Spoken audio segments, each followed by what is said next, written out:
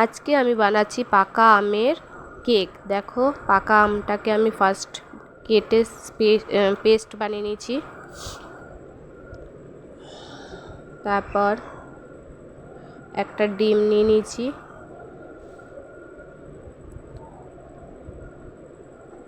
আর একটু চিনি নিয়ে নিয়েছি। চিনি বেশি নেব না, পাকা আম যেহেতু মিষ্টি সেহেতু বেশি চিনি নেওয়া যাবে না।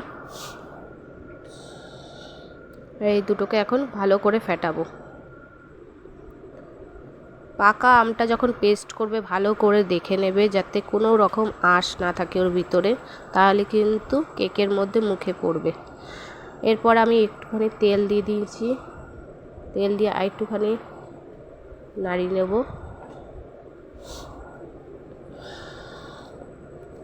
এরপর আমের পেস্টটা দিয়ে দিলাম।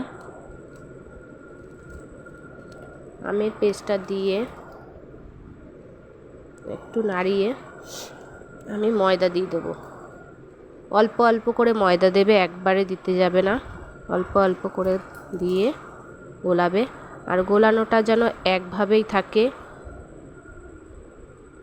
যেভাবে একভাবে গোলাবে সেরকমভাবেই যেন গোলানো থাকে। দুটো রাউন্ড নেবে না, তাহলে কিন্তু কেকটা ভালো হবে না খেতে।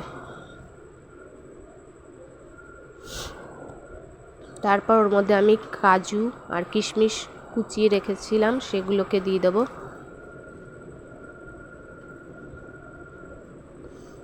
আর একটু বেকিং পাউডার আর বেকিং সোডা দিয়ে দেবো। আর্ধেক চামচ বেকিং পাউডার, আর্ধেক চামচ বেকিং সোডা নিয়েছিলাম আমি। নিয়ে ভালো করে ফেটিয়ে এটাকে একটা সিলভারের বাটি নিয়েছি আমি, ওর মধ্যে একটু তেল দিয়ে ভালো করে বাটির গাগুলো মাখিয়ে দেবো যাতে আমার কেকটা না লেগে ধরে। আর দিয়ে দেবো ময়দার গুঁড়ো। তোমাদের কাছে বাটার পেপার থাকলে তোমরা বাটার পেপার দিয়ে করতে পারো। আমি যেহেতু ঘরোয়া পদ্ধতিতে করছি সেহেতু আমি এরকমভাবেই করলাম। বাটিটার গায়ে, সারা গায়ে আমি ময়দাটাকে লাগিয়ে নেব। দেখো, এরকমভাবে লাগিয়ে নিতে হবে।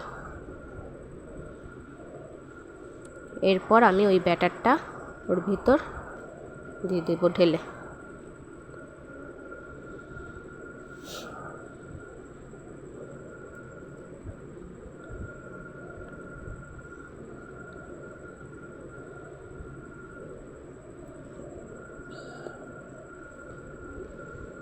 ব্যাটারটা ঢেলে দেওয়ার পর আমি একটুখানি বাটিটাকে ধরে ভালো করে ট্যাপ করে দেবো যাতে কোনো রকম হাওয়া না থাকে ভিতরে।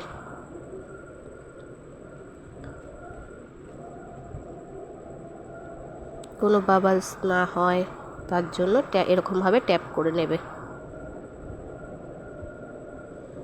আর উপরে আমি কিছু কিশমিশ দিয়ে দিলাম গোটা।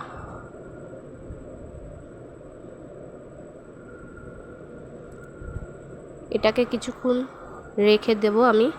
আর ওদিকে আমি গ্যাসে বসিয়ে দিয়েছি কড়াই গরম হতে।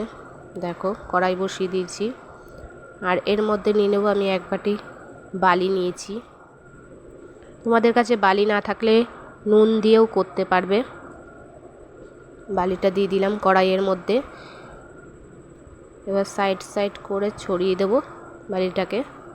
আর বসিয়ে দেব একটা স্ট্যান্ড, একটা লোহার স্ট্যান্ড নিয়েছি আমি। এবার বালিটা আমার ভিজা ছিল সেহেতু আমি একটু গরম হতে দিয়েছি, ঢেকে দিলাম। এরপর বালিটা গরম হয়ে গেলে আমি বাটিটা বসিয়ে দিলাম আর 40 মিনিটের জন্য ঢেকে দিলাম। 40 মিনিট পর আমি দেখব কেমন হয়েছে।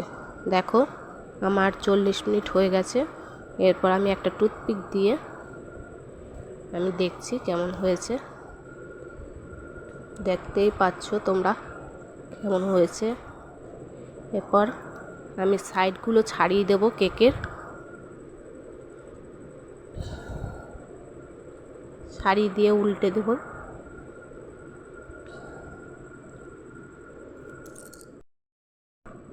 এরপর দেখো কেমন হয়েছে, দেখতেই পাচ্ছ কতটা একটুকু পড়েনি, নিচেও লাগেনি, কতটা স্পঞ্জি হয়েছে। তোমাদের চারধার দেখাচ্ছি কেমন। এরপর আমার মেয়ের ডেকোরেশন করার জন্য দেখো কেকের জন্য কী কী নিয়ে এসছে, জেমস আর চকলেট। এরপর ও কাটবে,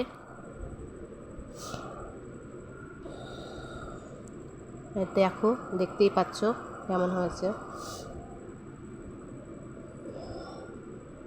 ও খাবে এবার, তোমরাও দেখে বলো কেমন লাগলো আমার ভিডিওটা। ওর তো খুবই ভালো লেগেছে। ভালো লাগলে লাইক কমেন্ট শেয়ার করে দিও। টাটা।